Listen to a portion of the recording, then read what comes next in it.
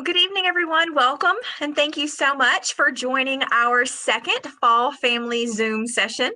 My name is Amy Smith, and I am the Associate Vice President for Enrollment Management, and I am so excited to have quite a group of people with us today. Our featured presentation tonight is with the Office of the Dean of Students, followed by a Q&A session with some of our true student advocates. With us tonight, we have Dr. Shay Little, our Vice President for Student Affairs, Dr. Melanie Miller, our Associate Vice President for Student Success, and Dr. Mark Weitzel, our Associate Dean of Student Care and Wellbeing, who will be presenting for you when we get started. Also with us tonight, we have Allison Lyon, our Assistant Director of New Student and Family Programs, who just joined us this week, but has been with Georgia Southern for quite a while and will be a wonderful resource to our family members. Also, we have Shivani Patel, who is a graduate student and graduate assistant working with family programs in the Family Association. So she's here with us as well tonight. Before I get started, I have just a few announcements that I'd like to make, and they really center around the website that you see on your screen right now. This is our Georgia Southern family sort of main website. You see here at the top the URL, but the shortcut is just georgiasouthern.edu/family. And this will get you right here, which is a great starting place for you to get resources and also learn more about family programs. You have direct links to our family association, so you can learn more about our dues-paying membership organization and what that entitles you to. There's also a link here to family weekend events, and this is where you can find events like this one that you've joined tonight. You see our upcoming sessions. You also see archives of past sessions like this one will be posted here, the recording for you after the fact, if there's anything you want to go back and reference or maybe share with other family members. I'd also like to point out that we have an upcoming family trivia night next Tuesday that Shivani will be leading. So it's guaranteed to be a lot of fun. We tested it out today and the questions are a little challenging. We're going to test your Georgia Southern knowledge. So we hope that maybe you and your student will join us for that next week. Going back to this family homepage, again, it's really just got a lot of quick links to help you get to things that you're probably looking for you to know or ways to help your student. There's also a link to our family programs Facebook page, which we hope you'll follow so you can get regular updates from our office about things that are going on to help your student be successful. Now, I'm going to stop sharing my screen. And I'm going to go through a little bit of the functionality of Zoom. It looks like, I'll fix that in just a second. It looks like I can see too much of you guys can see too much of my screen. But there's two ways that you can communicate with us tonight. First, you have the Q&A feature. So across the bottom of your screen, you can see a number of different icons, and in the middle, you have Q&A. If you click on that, you should be able to type in questions, and this is how we're going to facilitate our Q&A portion after the presentation. The questions that you type in here will not be seen by other attendees, only by our panelists, and I'll use this to moderate our Q&A session. You also have a chat feature at the bottom, and Shivani is already putting some quick links in that chat for you so she can push out information that might be useful with links or other things that come up throughout the presentation. So keep an eye on that. There's also a way for you to chat to us, and only the panelists will see it. Please use this if there's just something very specific that you want to share that might be personal to you or your student, or that you just want to let us know that's not necessarily for the Q&A. So if you guys are able to see those things and use them, those will be our tools for interacting with us tonight. All right, so without further ado, I'm going to turn things over to Dr. Weitzel. He's going to share his screen, and I think he's got a presentation he'll go through, and then afterwards we'll open it up for questions. Thank you, Amy. Let me get to my screen here. This presentation going. So welcome, and thank you so much for joining us this evening. Go back to, hold on. I think you're seeing too much of my screen. I can make it. There we go. I think that's where we need to be. So perfect.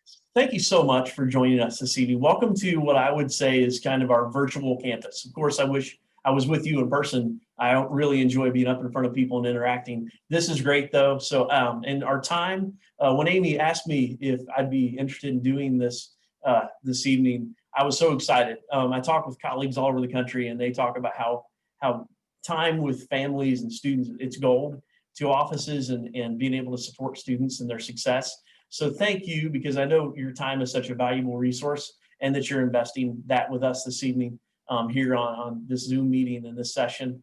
I have a short presentation. It's going to cover what I think is really some important things for you all to know about how we work with students. And then I'll get to that Q&A. And I chase squirrels and rabbits sometimes, so I'm going to minimize how much I do that in this presentation and stay on time with about 10 to 15 minutes of this presentation. So I chose a quote here that you can see from Colin Powell. The best method of overcoming obstacles is the team method.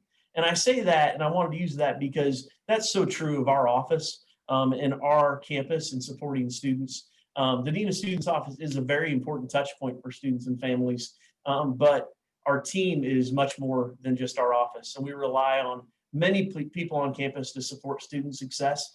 And we also we work closely with families and support networks of students. So I found that quote being something that really lines up with how we support student success. So our student experience when they get to college, so they face some challenges to student success. So I was thinking about this presentation, I thought about kind of a visual of, so we have our Eagles, we have our students there, a few of them, not all of them, of course, but a few of our Eagles, and they're at their starting line. So, you know, we just started school about 6 weeks ago. Sometimes it's a new starting line for a senior that's coming back for that final year. Sometimes it's a first year student or a graduate student, but we have our students at their starting line, and then you see the finish line, and hopefully that's going to be where they get that degree. And you see that path. That path is clear. It's something you can just move right across there, right, with no challenges. But students, unfortunately, they experience different kind of challenges. They experience financial issues sometimes when they're in school, whether that be around some financial aid challenges, whether it may be an unexpected financial issue that hits them personally.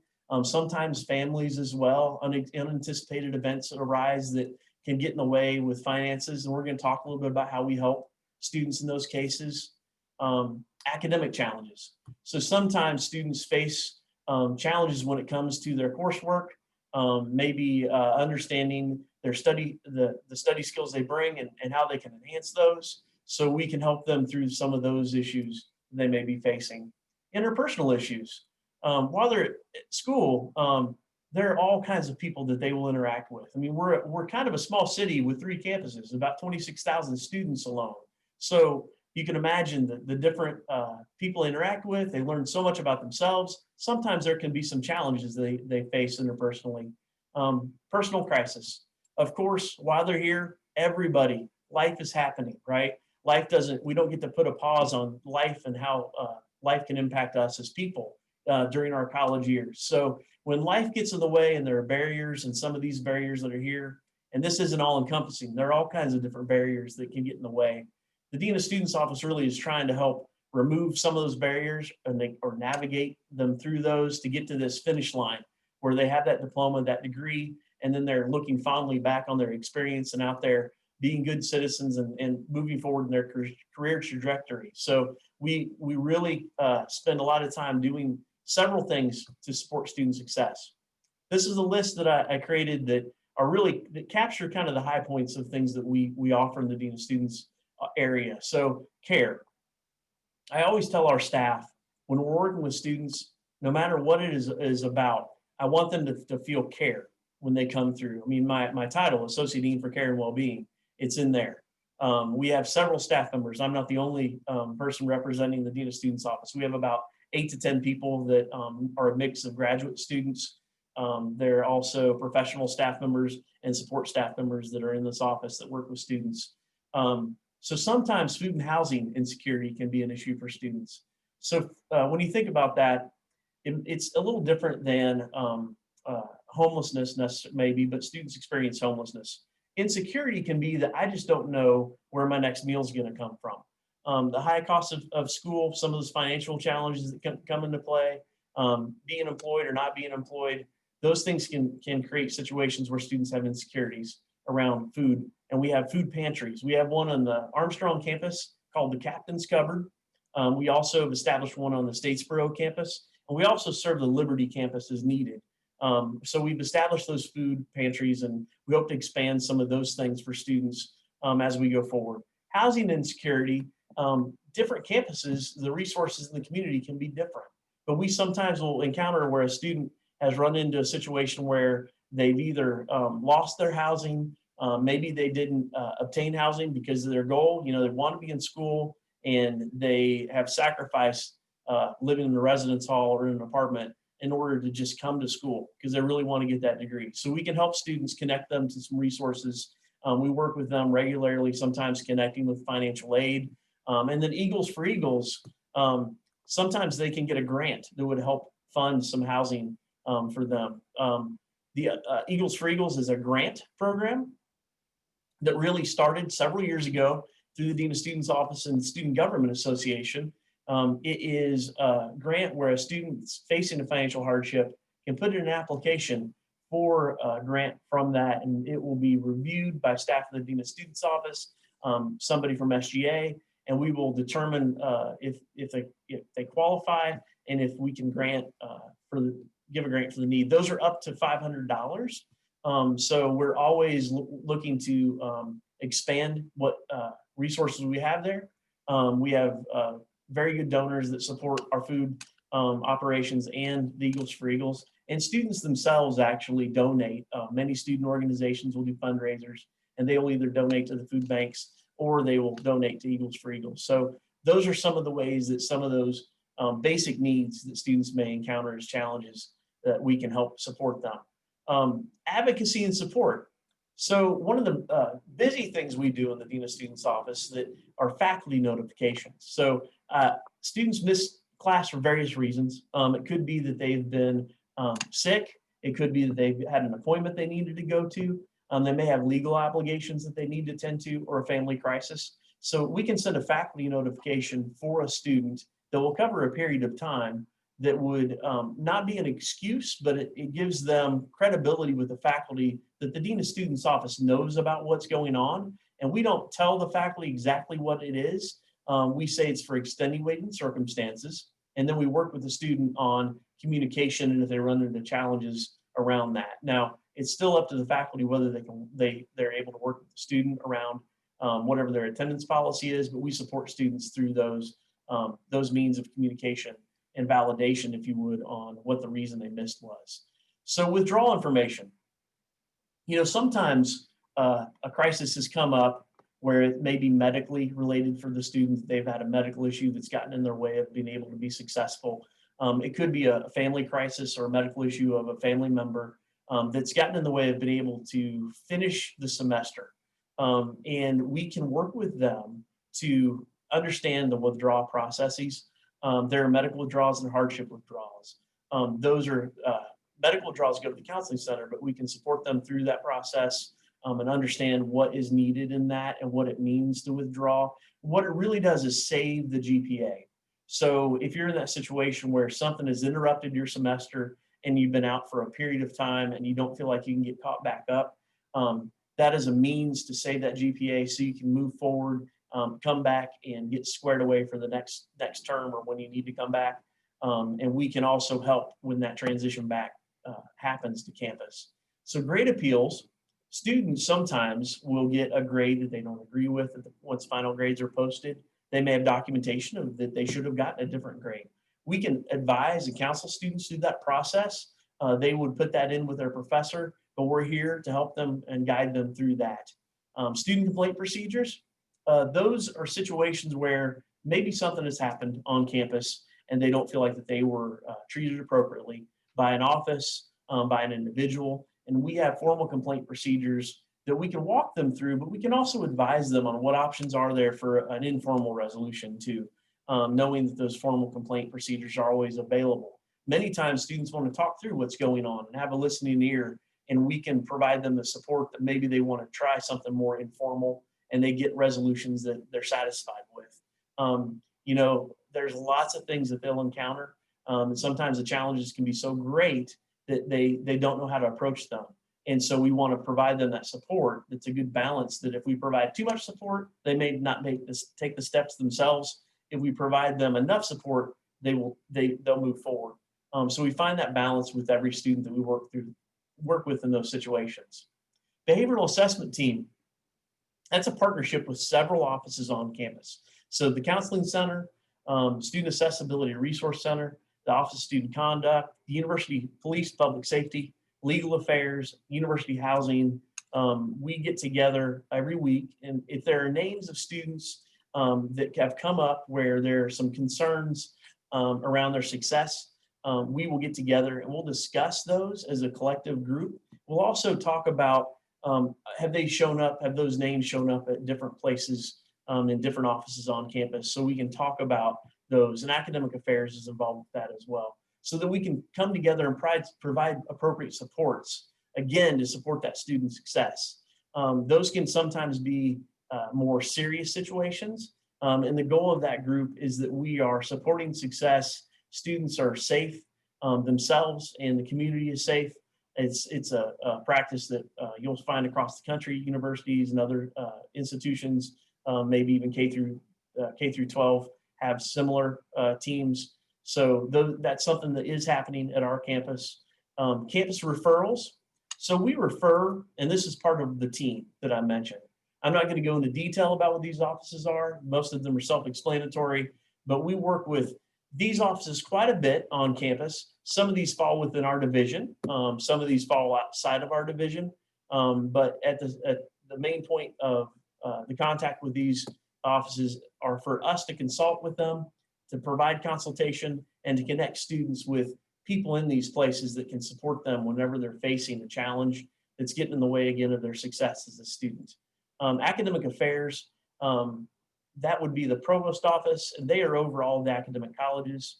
I would note that sometimes students don't realize that there's the dean of students, and then there are deans of colleges.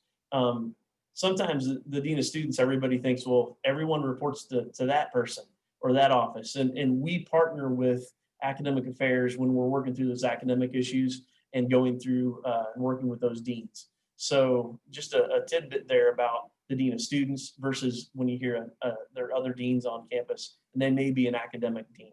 And we will help connect families and students there as needed. Now, I've got parents and support networks on here because we partner with parents all the time in support networks. You probably have heard of FERPA, the Family Educational Rights and Privacy Act. That's something that once a student is 18, their records are confidential. So records like their grades, records like a conduct record with the institution. Some other things may be financial records.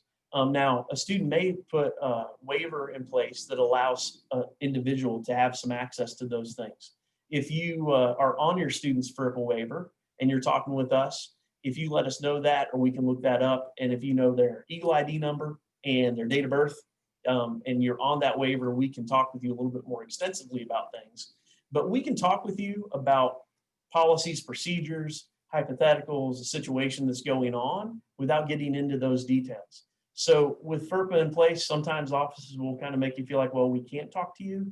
We can talk to you as a Dean of Students office to support your student success, to answer questions you have. So don't ever hesitate to reach out to us if there's something that you're concerned about with your student or for your student, and we can talk through those issues. Sometimes parents and family support networks want to talk with us to get some consultation about what we think they should, maybe an approach they may want to take in a certain situation, or that there's an issue they would like us to follow up with their student about.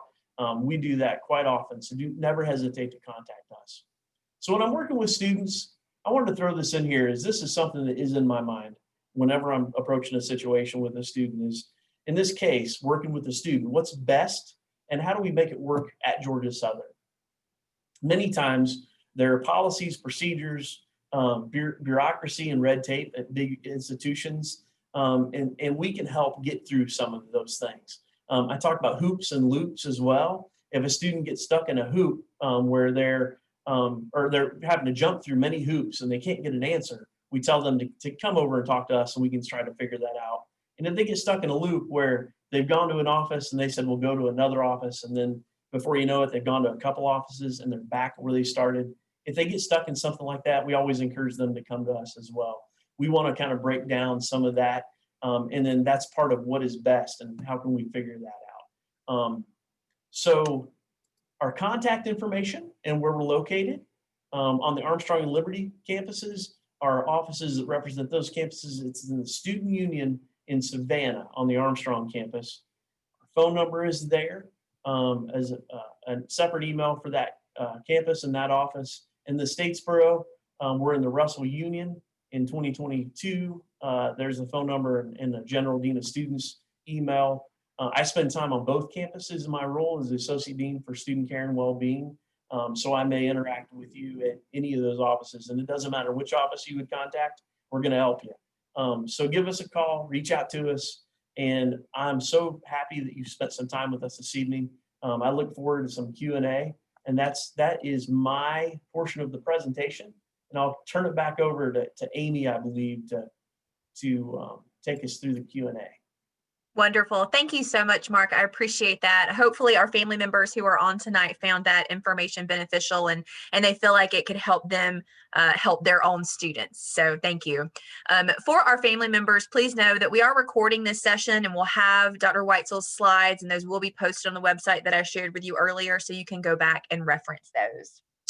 So we are going to switch gears to our Q&A. Please remember that you can click on the Q&A icon at the bottom of your Zoom screen, pop that up, and you can start adding questions. We are open to anything from Mark's presentation or general student questions. And to maybe help frame some of what our panelists are able to answer, I'm going to ask them to share just a little bit about themselves and their role at the university. So again, you can understand the level of expertise that you have on the screen with you tonight. So we'll start with Dr. Little. Very good. Thank you so much, Amy. As Amy said, my name is Shay Little. I'm the Vice President for Student Affairs.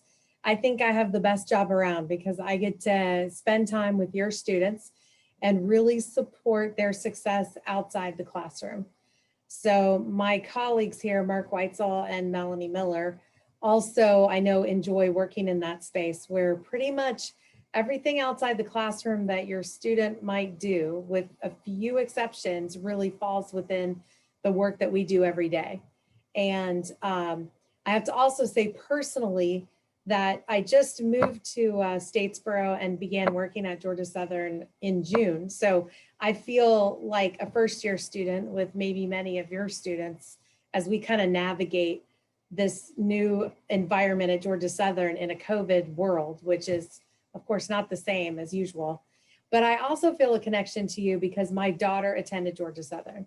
And I sat in your shoes and had many conversations late at night with her on the phone about what do I do? How do I best support her when she was hours away?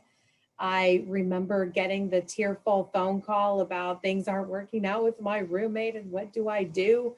Who do I call? And trying to figure out how I support her in navigating those challenges on her own. So as a former parent of a college student, in particular a Georgia Southern student, I feel a special, connection to all of you tonight.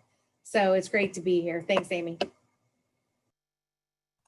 Thank you. Dr. Miller. Hi, everybody. Thank you so much for having us join you tonight. I, like the others, are so happy to be having a chance to talk to parents. I am a parent of 26-year-old twins, so I, like Dr. Little, have lived the college experience with some success and not some success in some cases. I've gotten to try it out on both ends and have worked with parents associations also at previous institutions I've been at. So that's been a pleasure to just see the important work that parents associations can do. In fact, Dr. Weitzel was talking about our food pantries. And at one of my institutions, it was actually our parents association that helped establish our food pantries and really did that important work. So we're always happy to partner with you. I work closely with a lot of departments across our edition, but particularly with the Dean of Students and Office and Student Conduct and some of the areas they support, as well as career development and our Student Accessibility Resource Center. And this fall have had the pleasure of working a lot with our Student Cares team that has also responded to supporting our students as they navigate issues around COVID and how to be successful in this new environment. I'm so happy to be here with you tonight and happy to answer any of your questions that we can. So thanks for having us. Thank you. Dr. Weitzel, anything that you'd add to your Yeah, role? I would just share that my role is focused on, as I said, the care and well-being of students. So working with students and lots of families through some of those crises that happen while they're attending. So we have skills and knowledge and ability that we've built over time. And my background also, I started here 7 years ago in conduct. So I have some conduct experience in my, before that, prior life in university work was in university housing. People have mentioned they have college age kids. I don't have kids, but I lived in for 12 years in residence halls and apartments. So I'm still connected to quite a few that I kind of mentored along the way. So the rewards of this work and the rewards of working with families, even through those tough times, are invaluable. So I'll stop because I said I can chase squirrels and rabbits, and that's one of them. I just started. So I will get you back onto the Q&A, but thank you. Great, thank you. And we do have some questions coming in. So I will say that some of these are very much related to the things that we have been talking about thus far. Some of them venture a little bit more into the classroom realm. And so I'm sure you guys can take those, but I also want Allison to feel free to jump in as well. She just joined us from Academic Affairs and may can add a little bit to anything that you guys want to say. So the first thing that came in is, what exactly is an advisor's role? Now, I assume that here we're talking about an academic advisor, so maybe we'll start there. And then if there's a more general answer to that, we can go there as well. So what is the role of an academic advisor? So you want me to jump in just specifically speaking about an academic advisor? Sure. So your major academic advisor for a student, their major academic advisor, is someone that's there with them to look at their course progression over their time with Georgia Southern, help them stay on track to graduation and know exactly what courses they need to take each semester. Every student has to go for advisement every semester. A student's very first semester with Georgia Southern, the academic advisor creates their schedule for them, but their subsequent semesters, they go, they get advised, they hear about what courses, but then they go on their own to build that schedule later after they've been advised. So that's their main role, but they're also, of course, a great advocate and refer students to resources as well. And a quick plug, our next session for the month of November will actually be featuring academic advisors and talking about the advisement and registration process. I think that is on November something. Shivani, I'm sure, can put that date and link in the chat for you guys. But from our student affairs folks, any other more general comments about how our staff serve as advisors in all of the areas that you work in? I would say, Amy, that we see that across the university in different settings. So it might be in a residence hall with the peer leader, resident assistant who serves as an advisor in many ways for students.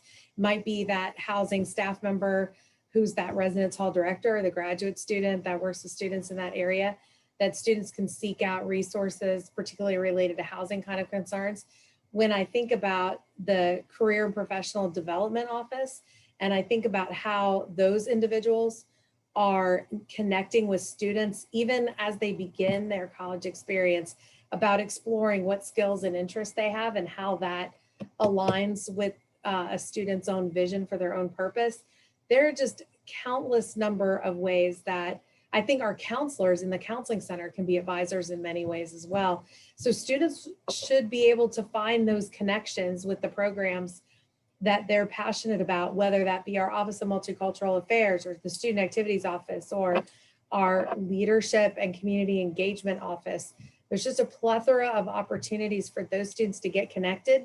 And even if those individuals don't know the answer and aren't as, knowledgeable as Allison is in terms of the advisor's role and all the things they can do, for instance, they know who to call to get that information and get that student in a right place. I feel like that's a great quality of the Georgia Southern community, is that we want to see all our students succeed. And so I find over and over again that our staff will just stop everything to help that student make the right connection. Thank you so much. All right, we have a number of things coming in that are COVID-19 related.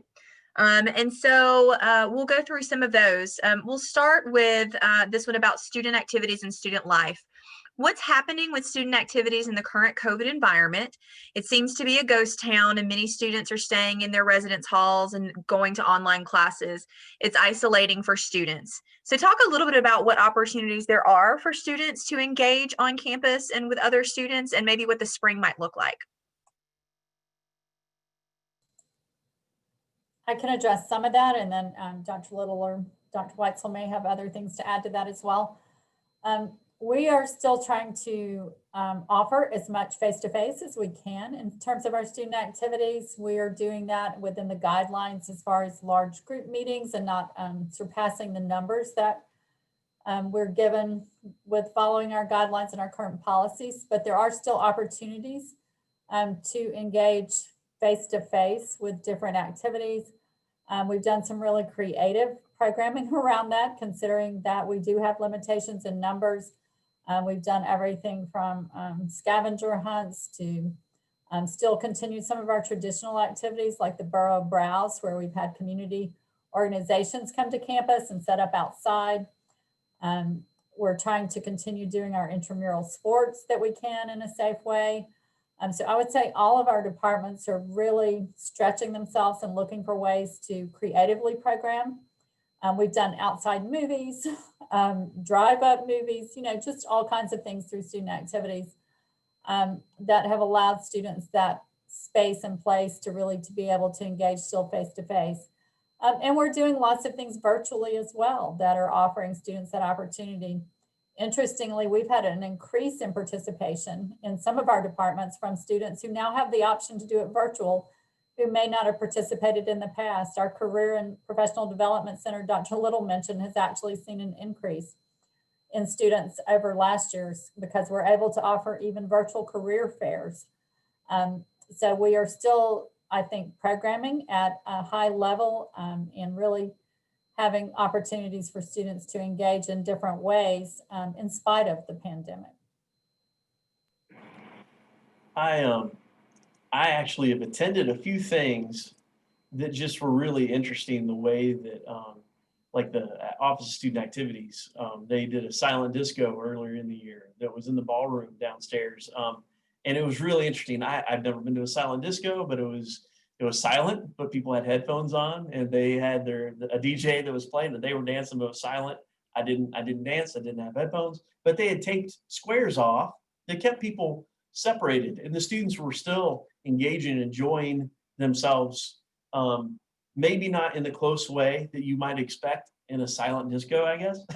But there are things happening today. Well, this week we have early voting going on campus, and I was really surprised with how many student volunteers we've had. I was a little concerned about, there's some personal choice about how I want to engage and how much, which can present some challenges to what you see, I think, around, whether it's in town or on campus. But we had a high level of engagement. One thing I've been impressed with are students are they're wearing the masks and following the guidance. So there are opportunities to engage. It just looks a little different right now. I don't know if we know as we go forward, it's kind of we're shifting and adjusting and figuring out how it's going to look, I think, as we go forward.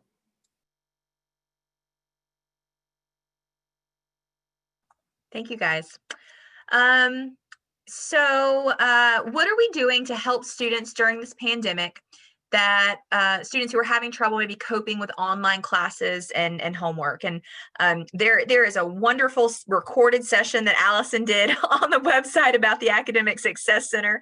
I encourage you guys to check that out for a lot of services they offer, but maybe a little expanded, not just from an Academic Success Center perspective, from a student affairs perspective. What suggestions or help might you offer for students who are struggling with the online courses being more than the face-to-face environment? I think the biggest thing that I would want to say, and I think all of us who watch our students navigate this college experience, would really encourage them, ask for help. we are here to assist your student and get them connected with the right resources. If there are a number of tutoring related support programs that are facilitated, in many cases by students who would help other students do that, in the student organizations that your student is involved in, asking other students in that group, how are you doing this? And how do you see this to help you better? Ask that academic advisor who we've already talked about, or that student organization advisor, that person we talked about that your student has connected with. Maybe it's the RE in the residence halls or another staff member. But there are many folks here who, I should have mentioned first, the faculty member who's instructing the course. I'm struggling and I'm not sure how to navigate this. I need help, or I'm having challenges either with the technology. Our help desk is happy to help students navigate that technology, making sure that they can access everything they need. A lot of our courses that are either set up in a hybrid model or are online, some of them have graduate students in the room who are assisting with the instruction so that students can get more instructor contact with another individual who can help them in that subject matter area. So I would strongly encourage them to look for that and utilize that resource. I can't tell you how many times I hear from faculty, I have these office hours and no one comes. I have these times where I facilitate other learning sessions or help sessions and only a few students come. So if your student has hybrid classes or in-person classes, or they're online, make sure your student is going to those classes at those times. We know that research tells us that students who go to those classes are more successful. So if that isn't working, then asking for that other help. What are supplemental instruction options? What are tutoring options? What help can the faculty member provide? Because I can tell you over and over again, I'm concerned about our students' well-being and I want them to be successful. Everybody on this Zoom call wants them to be successful. And my colleagues across the campus want to do whatever they can to connect students to those right places. So, raising that hand and saying, this isn't working. We have a number of sessions in our counseling center that are more support group oriented than they are actual counseling sessions, which I think is very impressive for a school of our size to have so many options. And some of it is just, I'm in quarantine and I need to navigate this. There's a quarantine and connect group, for instance, and there's a whole listing of other groups that can help students navigate this. And students are taking advantage of all those sessions in addition to one-on-one counseling sessions at a higher rate than we've ever seen. So those are some suggestions I would add to. I would say, sorry, just to add real quick, go ahead. I was just going to say, Dr. Little mentioned counseling, and that's a plug for our December session, which is going to be on health and wellness. And so we'll have faculty or the director of our counseling center, Dr. Jody Caldwell, our medical director, Dr. Brian DeLoach, and also the director of our student health and wellness center, Dr. Gemma Skirton. They will all be joining us for our December session. So save the date. I'm sorry, I was going to add with the CARES team through the Dean of Students office, we're making phone calls to students, asking some of those questions, especially if they're in the quarantine isolation type of situation. And housing's also working with those students if they're on campus to kind of find out how things are going. And Dr. Miller and I have a regular meeting with the provost office and some of those other partners I mentioned about specifically how things are going. And we've been able to hear students' voices, even just communicating with the Dean of Students about, this professor, I'm not to pick on professors, but maybe the way they're using the technology or not is not working the way that they think that it's working, and we're able to bridge some of those gaps. So we want to empower students to let us know if they're experiencing challenges, and we can try to get that communication going for them. So. Thank you. Sorry to interrupt you, Mark. I wanted to jump on that great plug for our December session. I saw one up here. I think we've answered it though about folio help and staying up to date on that. Again, the previous session on the Academic Success Center has some wonderful tips on how to help the services that are available to help students there. So I reference that link again. This one is about withdrawals. So although the deadline for academic withdrawal from courses has passed, is there any extensions or extenuating circumstances to withdraw without penalty for students who might not feel like they can catch up and don't want to use, don't want to end up with that WF? Yeah, I can speak to that. That's goes along with the hardship or medical withdrawals that I briefly touched on. Is those are kind of like the WF that results in that it calculates as an F in that GPA. And so up to October 12th for the full term courses, a student, as someone noted, could withdraw without academic penalty. So once you get past that date is really when those hardship and medical withdrawals come into play.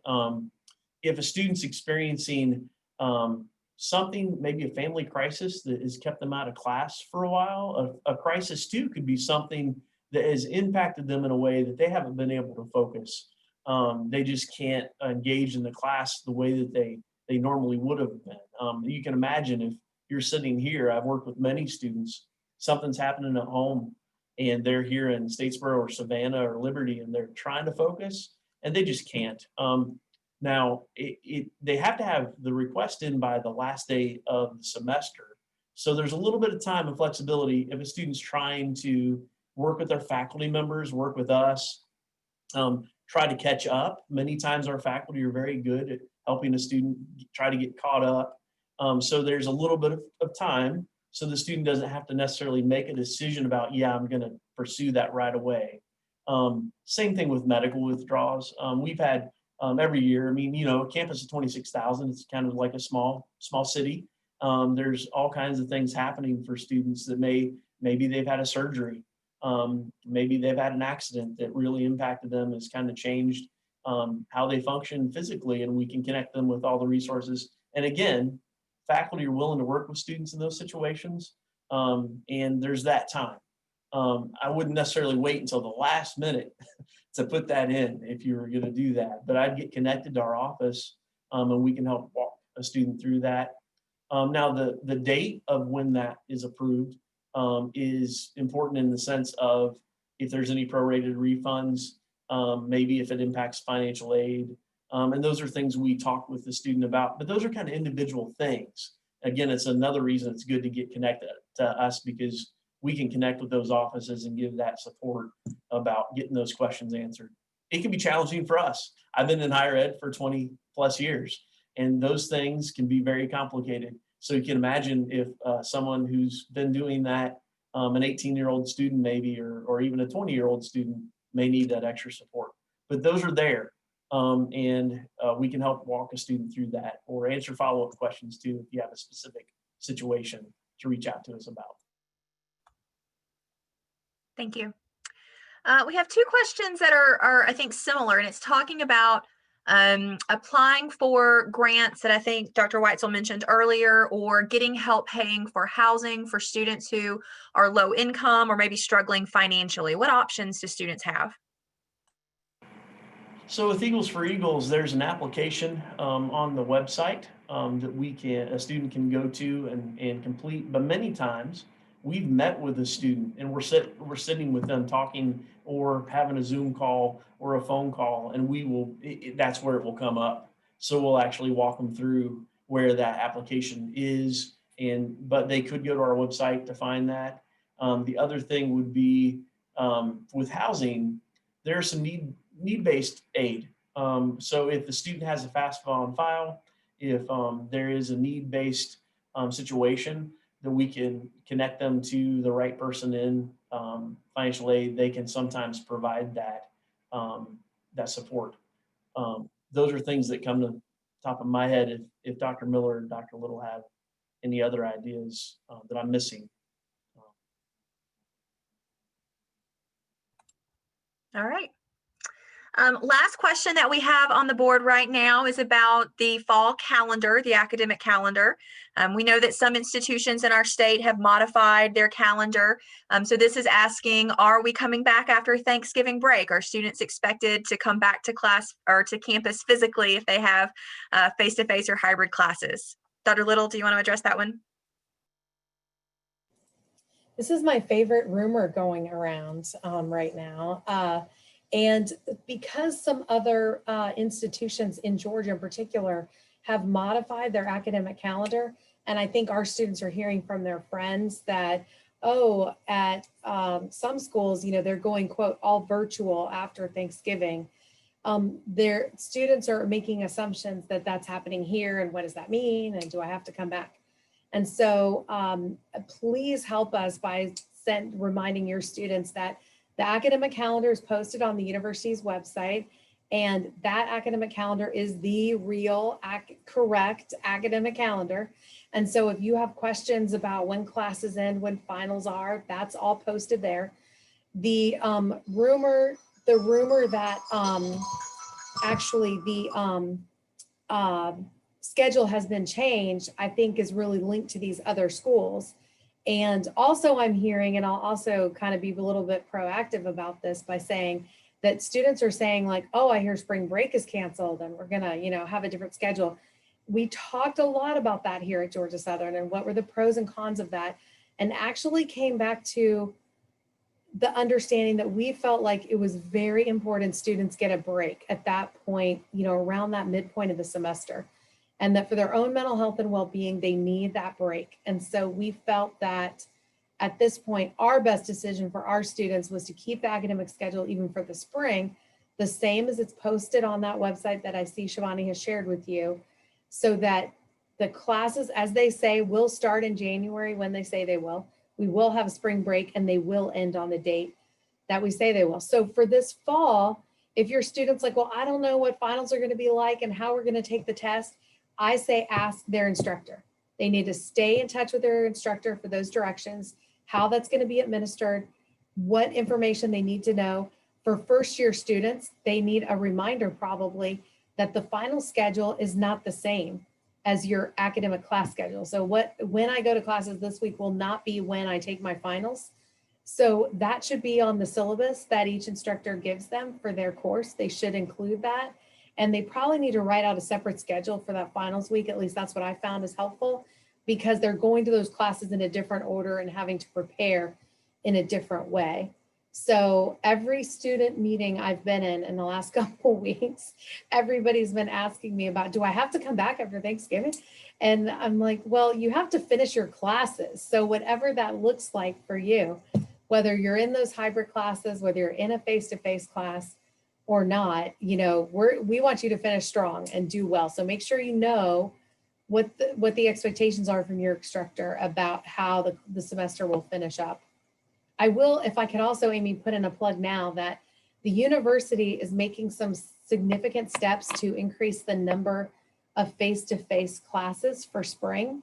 So there was some hesitation of how far we should go in terms of how we should maximize the use of our space with the COVID caps for capacity in those rooms. Well, we're going to be using some unconventional classroom space in our student unions as examples to increase the number of face-to-face classes for spring. So we're excited that we think that will also help positively change some of that on-campus dynamic and feelings of isolation that sometimes we hear from students too. Thank you so much. Before we get to the very last question that has popped up, and we'll use that to wrap us up.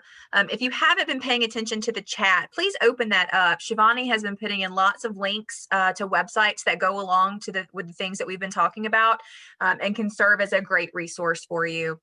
So this last question actually might be best for Allison, not to put her on the spot, but it's about registration and knowing, how does a student know if they are registering for an online course, a hybrid course, or a face-to-face course, so they know exactly what they're signing up for? Sure, that's a really great question. So the course search was actually launched in a new version effective this semester for our spring course schedule. So it has a lot more features to give even more information to the students when they're registering. So they have the option when they're utilizing the new course search feature, which is located in their My Georgia Southern portal, to select all the types of campuses they would like to search for a course, and they can pick multiple, they can narrow down to one. But then also say they're looking at a Statesboro course, there is an area for instruction, and they can hover over that and it will show them, oh, perfect. And it will show them a little bit about the details of the type of course. So if we type in an example course,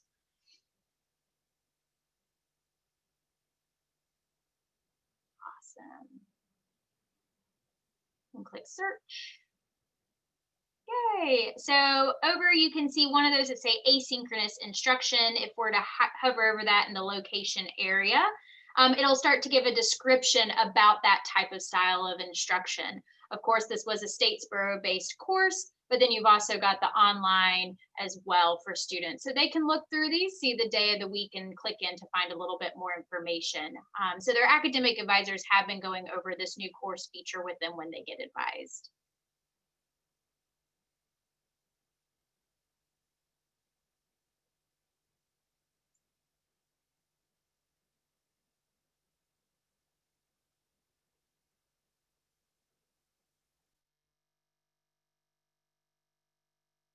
Sorry, it took me a little while to get all that back organized.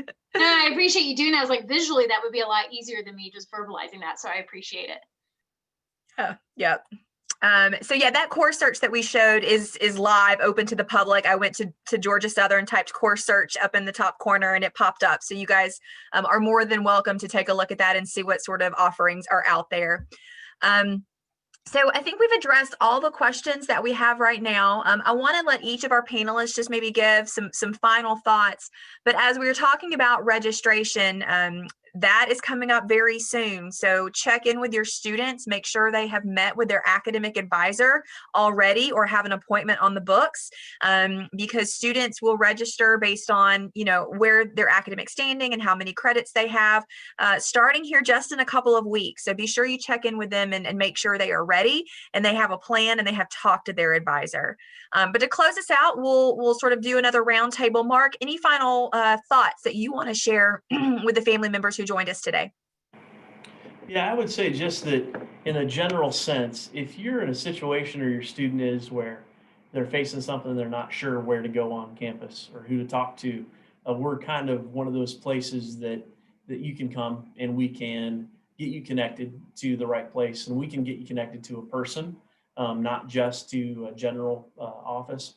That's one thing that I think is important is if we're working with a student and if we're going to pass them off to another office, I always want our staff to be thinking, who can I call? Like if it's Allison, can I pick up the phone and say, hey, Allison, I'm sitting with this student and this is their name. They're getting ready to come over, and see who's available so that they're not just sent to another place. So I would say if they're facing something, don't know where to go, give us a call or stop by. We are meeting with people in person and all those things with masks and those things. So, but we're here and we're available 8 to 5 Monday through Friday. After hours, we do have people on call, whether it's in housing or whether it's a dean of students. I'm carrying a phone now. University Police is a good way to get a hold of someone that's on call in the evening. Now, if your student lives in housing, they could get in touch with housing staff through their RA and the RAs that are doing duty in the evening. So those are some other options that I would highlight for the 24/7 type of thing. Thank you. Dr. Miller. On the 24/7, I would just add to it that our counseling center also has staff on call around the clock that you can just reach by calling the police department. And the reason we use the police department is because they always have somebody answering the phone. But the counseling center doesn't just have an answering service. They actually have counselors on call at all those after hours, holidays, weekends. So if your student's experiencing any type of crisis, that's a good place to start. But as Dr. Weitzel said, all of our areas have people on call and can respond as needed appropriately to any type of after hours situation, crisis, or emergency. So please take advantage of that. And do just, the Dean of Students office is kind of your one-stop shop to get you to the right place. So it's about eliminating barriers and connecting students to support and resources they need. So please encourage them to take advantage of it. Just stop by and say hello and check out where we are and meet the staff. There's always somebody available, and there's a plethora of resources and support for your students as well as you as parents on campus. So you're also welcome to call us. And we're happy to just answer your questions or connect you to the right resources. Thank you. And Dr. Little. Very good. No, I just, I don't have anything specifically to add, but just if there's one thing to remember, it's that Georgia Southern is a caring community and we are here for your student. Again, whether that be an academic advisor or someone in the residence halls or someone at the RAC or someone at the ARC or someone in the Dean of Students office, there are many individuals here that are ready and are set up to help your student. So if your student is feeling lost or hasn't found that connection yet, or is trying to figure that out, rest assured that we're here ready to connect with your student. And if there's anything we can do, whether it be my office or the Dean of Students office with Mark or something, Melanie's office can do to help, we're ready to support you. So if after this session you have questions, please don't hesitate to reach out about how to do that and how to get your student connected. Thank you so much. So just as a final reminder, we have recorded this session. We will post it on online on that events page. We'll also throw that link up on the Family Programs Facebook page once it is available. So we hope that you will reference it, share it with other family members that you are connected with. We also hope that you will join us for our November session on academic advising and our December session on student health and wellness. And if there are other topics that you would like to see highlighted, we plan to do this again in the spring. So shoot us an email. familyprograms@georgiasouthern.edu is our site. So if you ever have questions, you can reach out to us as well and we can help get you connected. And finally, in the chat, Shivani has done one last plug for our family trivia night next week. So maybe you and your student can join us. You can pair up as a group or you can go head to head and compete against one another. We've got some fun swag to give away for our winner. So we hope to see you next week. Thank you all so much and have a wonderful evening.